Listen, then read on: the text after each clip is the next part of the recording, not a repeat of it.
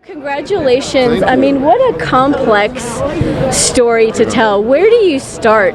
Well, we started with the book La Reina del Sur by a famous South American fiction writer, Arturo Perez Reverte. And I optioned that book about 4 years ago. And in the book, she goes to Spain. Obviously, we're making an American television series, and we brought her to Dallas. But we started with the book. The show is inspired by the novel. It also, of course, led to the biggest telenovela ever, La Reina del Sur, which was on Telemundo. But our show is a little bit more of like a small movie each week. And we wanted to tell the story in America. And what was the choice to make it into a series instead of just tackling it like as a movie? Well, it's a very good question. I mean, I spent most of my career in features. I just felt like it's such an incredible journey.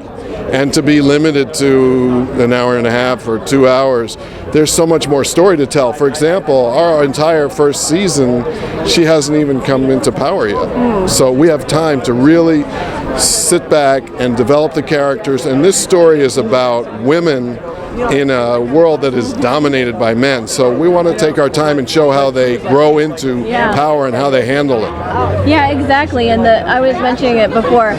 What a great way to kind of really celebrate women. And I know that they're criminals. Yes. But I mean, you can see the intelligence and the power, and it's And the backbone. You could die at any second, and it's scary enough for a man. But I mean, a woman.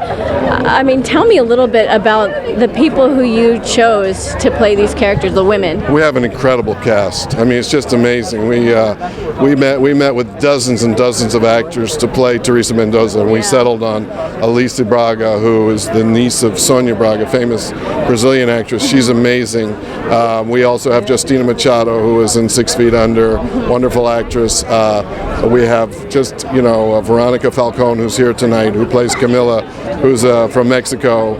These are authentic Latino actresses, and they are powerful. And we also have Joaquin Almeida, who's been in many, many movies. I love our cast. They're all serious actors.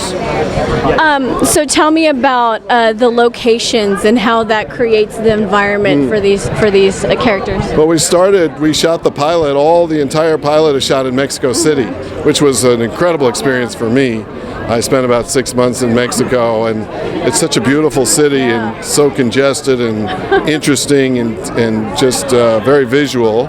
And at the end of the pilot, she lands in America. And we decided we needed a city that was close enough to a border where it would make sense that drugs were being transported. And we looked around and we settled on Dallas. And it turned out to be a great city for us, very visual, lots of scenes on rooftops and really cool buildings. And Camila has a club in downtown Dallas. We were all over the city, had about 200 people here working, and turns out to be a great place to make a series. And as far as, I know that you rely on the book, but as far as like doing outside research, I mean, was there anything like talking to, I don't know, the border people or the Mexican government, or I don't know? We had a writer's room of about 8 different writers, and we had an entire library in the writer's room of books and nonfiction and fiction. And we also employed a consultant from the Los Angeles Times, a reporter who just covers the drug wars. So we tried to make sure it was very authentic. For example, there's one scene in the show where they're actually weighing the money to make sure that it's not counterfeit. I didn't even know you could weigh money, paper money. Yeah. But it's very precise. So we're very authentic, very research-oriented show.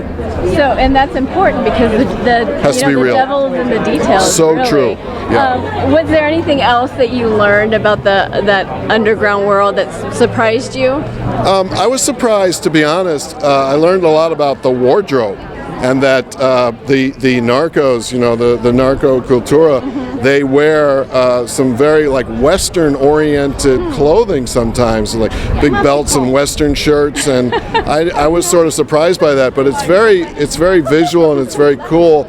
There's a lot of here we are in Dallas. There's a lot of cowboy boots and button shirts, and but it's very specific. And to get that without it being a cliche, that was beautifully handled by our show. I think you'll see the wardrobe is magnificent.